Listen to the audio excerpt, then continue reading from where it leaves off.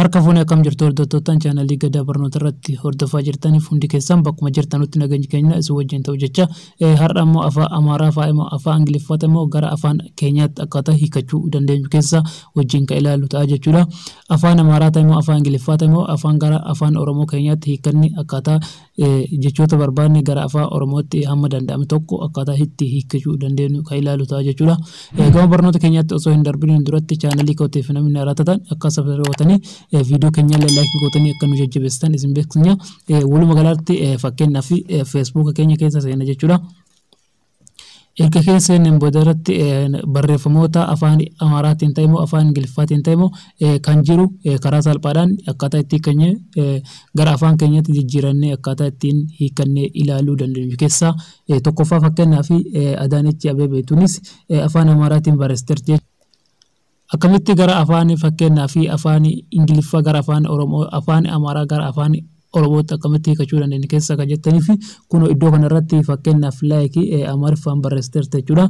Iddoo jalaa kanatti miseensa maatii weeraraati ta'aniiru kan jedhu kun gara afaan Amaaraa afaan Ingiliffaatti afaan Oromootti nuuf hiikameera jechuudha.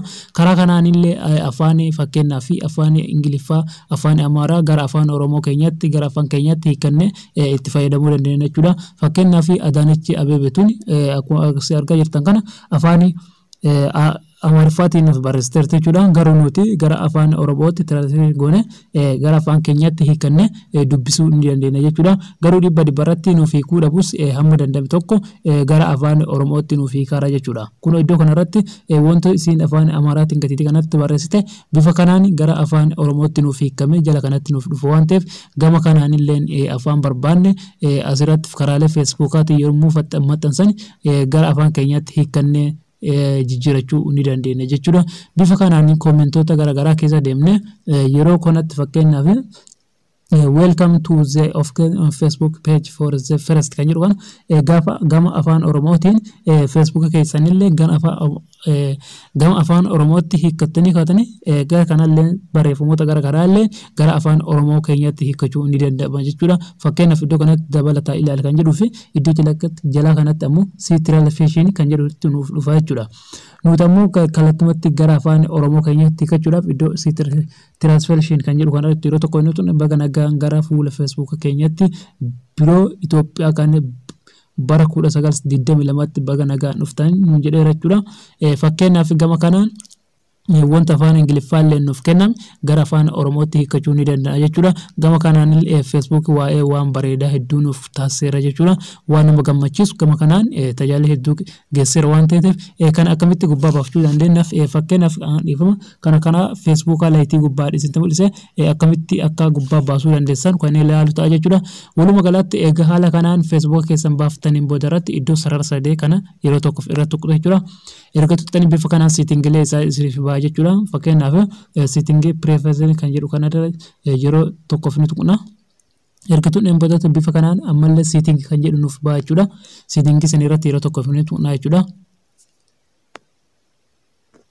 Erga tuqneen boodatti kun bifa kanaan nuuf dhufa jechuudha. Translation for post kan jedhu kana yeroo tokkoof irratti tuqna jechuudha. Hanganiif baasuutti ni eegganna jechuudha. Fakkeenyaaf ergan haala kanaan dhufu isa sadarkaa lammaffaa kan jiru kanarratti language unit is like to have post translation information kan ibsan fakkeenyaaf yeroo tokkoof salatti ni tuqna. Erga tuqneen boodatti bifa kana afaanota garaagaraa nuuf fida jechuudha. Nuti ammoo wanti nu gochuu qabnu keessaa afaan Oromoo waan barbaannuuf afaan Oromoo ni barbaanna jechuudha.